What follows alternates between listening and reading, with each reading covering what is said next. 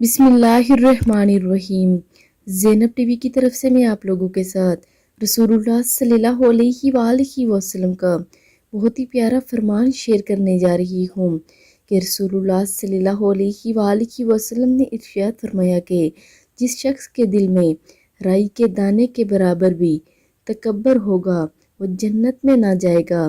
اس پر ایک شخص نے سوال کیا، اے اللہ کے رسول صلی اللہ علیہ وآلہ وسلم، ہر شخص یہ چاہتا ہے کہ اس کا لباس اور جوتے وغیرہ اچھے ہوں، تو کیا وہ بھی جنت میں نہ جا سکے گا؟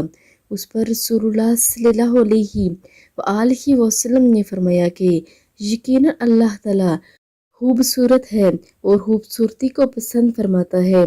تکبر کا مطلب یہ ہے کہ بندہ حق کو ٹھکرا دے اور لوگوں کو حقیر سمجھے، یعنی اچھے جوتے یا اچھا لباس پہننا کوئی تکبر نہیں، بلکہ تکبر تو وہ ہے جو بندہ حق کو ٹھکرا دے اور لوگوں کو اپنے سے کمتر سمجھنے لگے۔